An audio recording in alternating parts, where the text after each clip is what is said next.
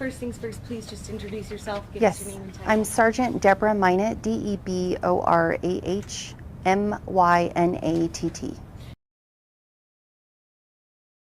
So the Sheriff's Office will not be commenting or confirming any specifics of the video that was shared to the media. What we can let you know is that it is in fact a part of our investigation. So we are still continuing parallel investigations as well as search efforts for Gannon. Our number one goal is to find Gannon and to bring him home safely.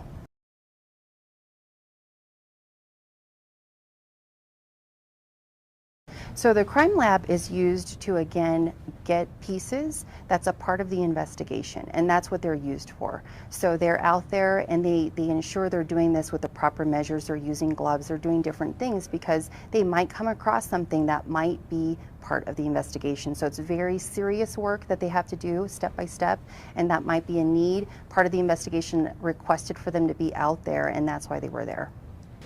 So the Sheriff's Office will not be commenting or confirming any specifics of the video that was shared to the media. What we can let you know is that it is in fact a part of our investigation.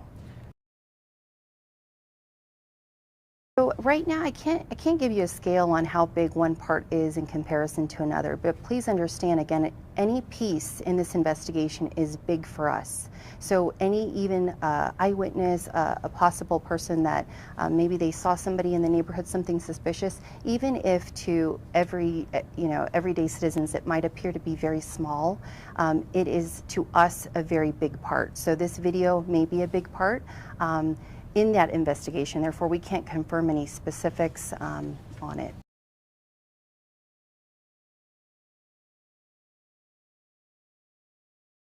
Is the timeline now into question, being put into question?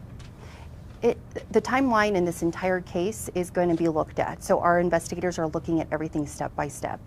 So just going back to the original release, it says that he was last seen January 27th in his home by his stepmother between 3:15 and 4 o'clock. Is that still accurate? That piece, yes, that was reported to us the day of, and that piece is what is part of the investigation.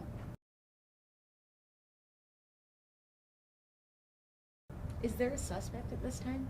No, I cannot discuss that right now.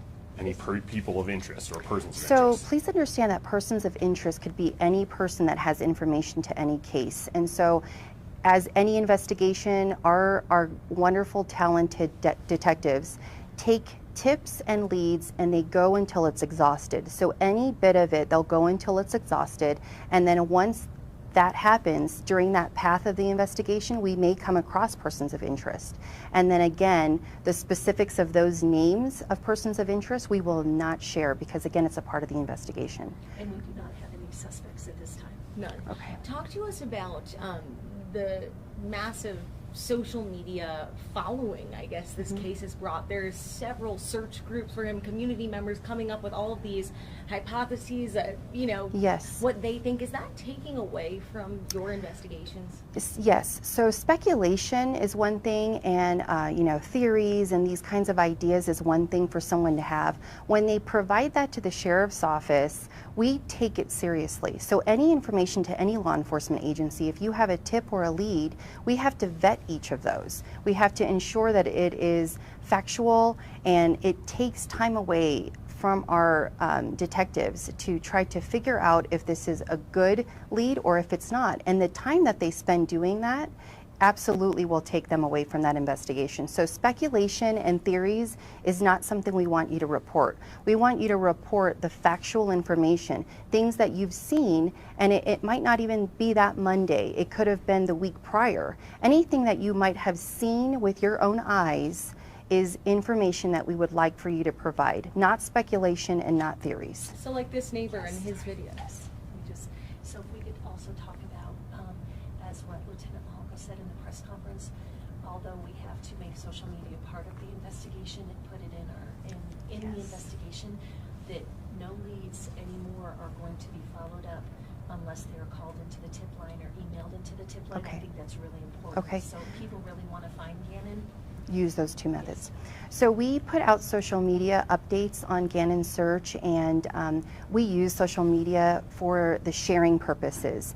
Comments sometimes are great, but please understand that tips that you provide will only be taken in two methods, and that's through our tip line, which is 719-520-6666, or through our email, which is tips@elpasoco.com. So if they message us, they're using social media to comment, we are not taking those. We are only taking it from those two methods. And then yesterday, I was the first person to bring you this video, Yes. and you guys asked me to not share it because you said this will maybe hurt the investigation. Yes. Now we're seeing some station puts it on their Yes.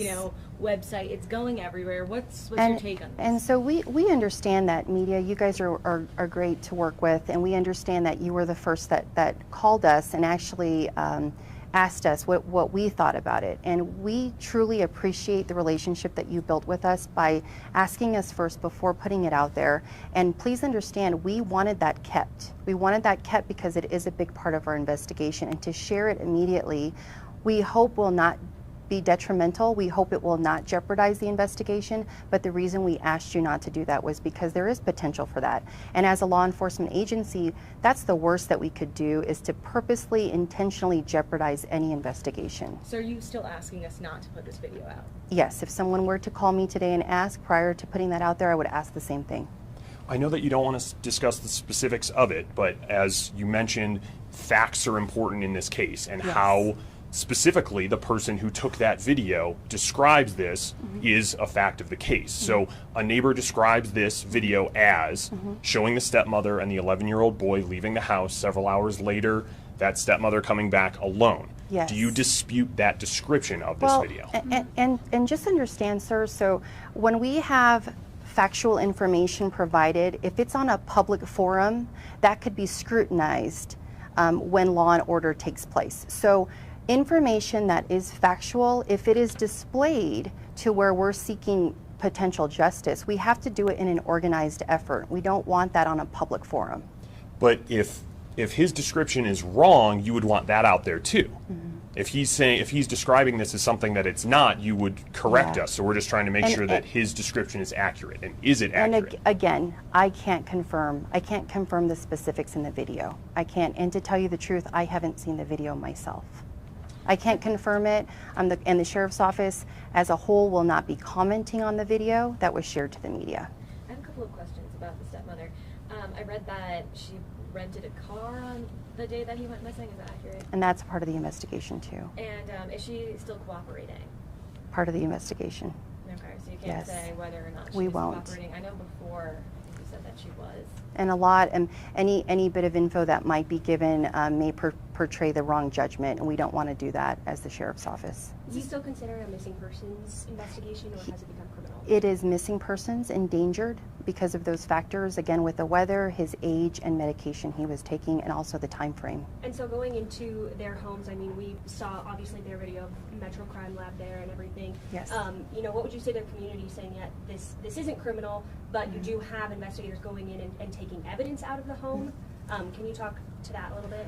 And just as an example, we used a search and rescue dog who had a really strong scent, and we get pieces of information that might not be criminal, that might just lead to where he might be, those kinds of things. And so when we get those pieces of evidence, it has to be maintained and protected, and again, that's why we use Crime Lab. They're really good with that. They're experts in the field, and that's why we do that. So it might not be criminal, and there are some cases where Crime Lab is involved and it's not criminally involved. To all the people who are following this and praying for this young boy's return, just like everyone in the community is, Yes. I mean, is there anything that you can give us for an update for them? You do feel like you're getting closer? Do you hope something will come up in the next few days? Just please entrust the process. And I understand, coming from an agency, there are so many of us that are parents here, and we understand this is a devastating, just to imagine, it's very devastating if that were you in the parents' shoes. And so please understand that this is sometimes a slow process, and I know that might be frustrating, but we have very skilled people here at our agency, and we have skilled resources that we're using with the FBI, with the Colorado Springs Police Department, and a lot of different resources that we're using to put the best method together, because again, all of them, each of them that have put passion into this case are thinking of Gannon. And it doesn't matter what piece that they have of this pie, they are thinking of Gannon and they want to bring him home safely.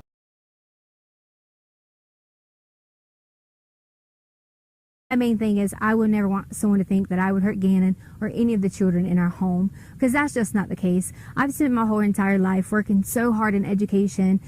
There was even things online that was talking about my education license and I shouldn't even be a teacher, and they just didn't know that. Like, we moved on a military move and I didn't finish out my contract, so I gave up my license in that state. It had nothing to do with any criminal activity, you know, or any of those things. And it just got blown out of proportion on my professional status, you know. And do you feel like these are just internet detectives who think they know what they're doing? It definitely is. And, you know, here's the thing that kind of saddens me. It's like, if you're going to talk about someone like that and have a witch hunt out for them, why would you even care, like, about doing those things? Because this is a child.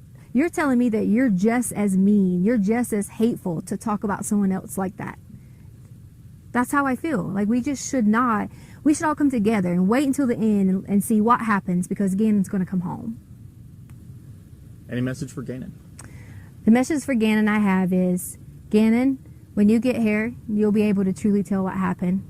And then I really hope I get a sincere apology from everyone who has made all those things, especially from my husband.